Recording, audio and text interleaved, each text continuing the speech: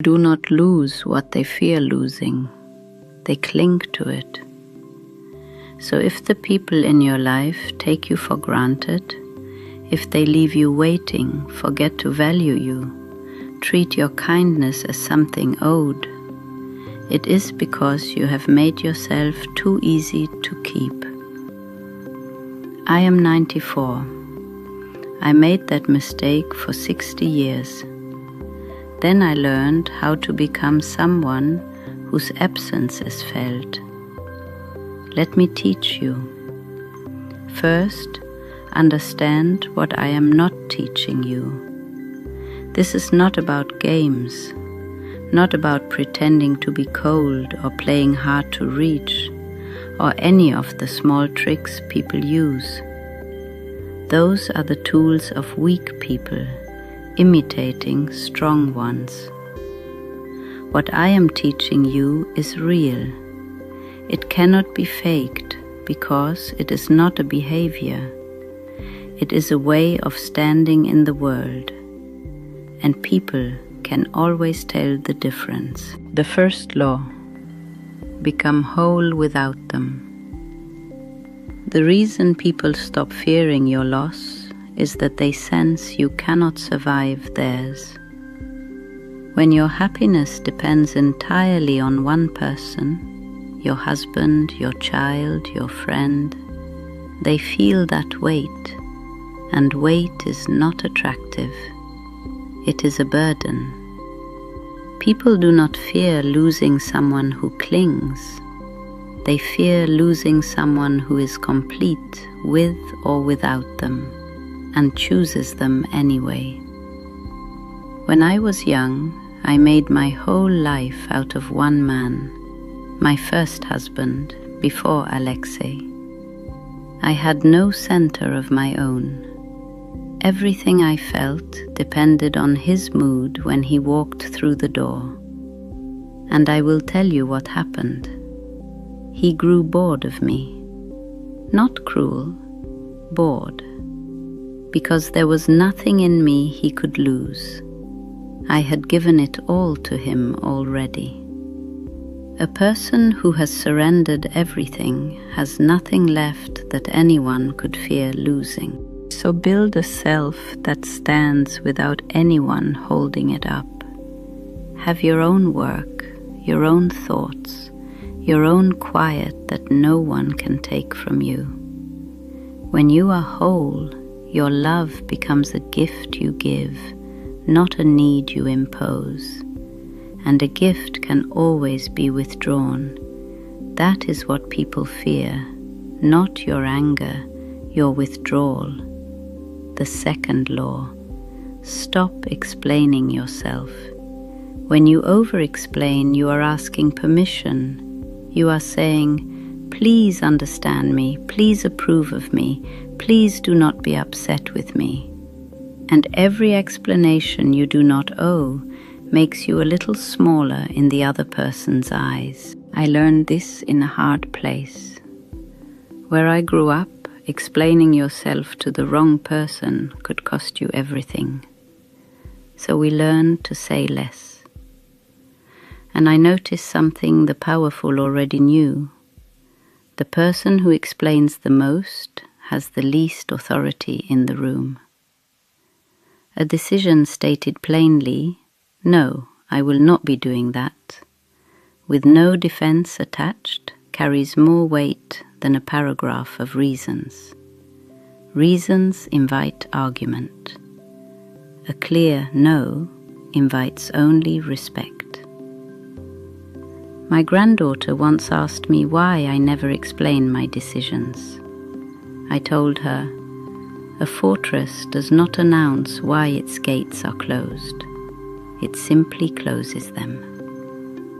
The explaining, the justifying, the over-apologizing, these are the habits of someone who believes they must earn the right to their own choices.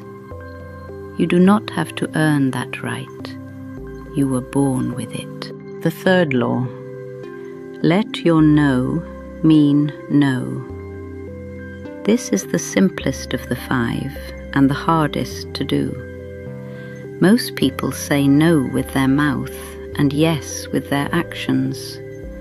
They refuse, then they give in. They set a limit, then they erase it the moment someone pushes. Here is what happens when your no is not real. People learn that your no is simply the first step of a negotiation. They learn that if they push hard enough, long enough, you will fold. And so they never fear your refusal. They treat it as a door that always opens with enough pressure. But the person whose no is final, said once, calmly, and never reversed, that person is treated very differently, because people only respect the limits you actually enforce. My daughter went through a period where she asked me for money again and again, each time promising it was the last. The first few times I gave it, then I stopped, not with anger, with stillness. I said, no, and asking again will not change it. She was upset for a month, but something shifted. She began to treat me as a person with a center, not a resource with no bottom. Today she respects me in a way she did not when I always said yes. Understand this carefully. The yes that comes too easily is worth nothing. It is the yes from a person who could say no, who has said no before and meant it, that carries real value. Your kindness only means something when everyone knows you are fully capable of withholding it. The fourth law. Walk away from disrespect once, completely, and let them feel it. Most people, when they are disrespected, complain about it. They protest. They explain why it hurt. This teaches the other person nothing, except that you will absorb it and keep coming back. I do not protest disrespect. I withdraw from it. The first time a person treats me as less than I am, I say nothing. I simply become less available, a little more distant. Not cold dramatics, just the quiet, real reduction of myself from their life. People do not fear your words. They fear the experience of your absence. Let them feel a small one. They will work very hard to avoid the larger one. But hear me clearly. This only works if you do not announce it. The moment you say, I am pulling away because you hurt me, you have turned it back into a negotiation. You have asked them to fix it.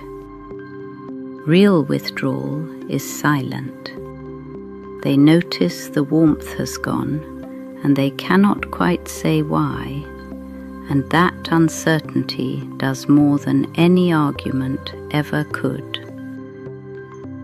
And the fifth law, the one that holds all the others together. Never, ever beg to be valued.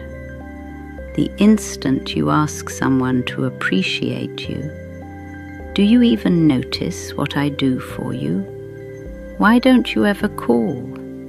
After all I've given, you have lost. Because value that must be demanded is not value. It is pity. And pity is the opposite of fear. I have seen so many old women make this mistake. They phone their children and ask in a wounded voice why they never visit. And the children feel guilt, and guilt curdles into avoidance. I do not ask my granddaughter why she does not call more. I live a full life, whether she calls or not. And so when she does call, it is because she wants to, not because I summoned her with guilt. The difference is everything. One produces obligation, the other produces longing. 5 laws. Become whole without them. Stop explaining yourself. Let your no mean no. Walk away from disrespect without announcing it, and never beg to be valued. Notice what they all share. Not one of them is a trick you do to another person. Everyone is something you do to yourself. You do not make people fear losing you by manipulating them. You do it by becoming someone worth the fear. I grew up in a place that tried to teach me I was disposable, replaceable, that my disappearance would mean nothing. I spent my whole life proving that wrong, not by demanding to matter, but by becoming a person who could not be replaced. That is the secret no one wants to hear, because it is harder than any trick. You cannot make yourself precious to others by clinging. You become precious by being whole. Build that self. Then the fear of losing you will not need to be created. It will simply be true. A person who is whole, who does not explain, whose no is real, who withdraws from disrespect, and who never begs, that person is not loud. They are not cruel. They are simply impossible to take for granted. And the people around them know, in some quiet part of themselves, exactly what it would cost to lose them. Stop trying to be easy to keep. Become impossible to replace. That is the whole of it.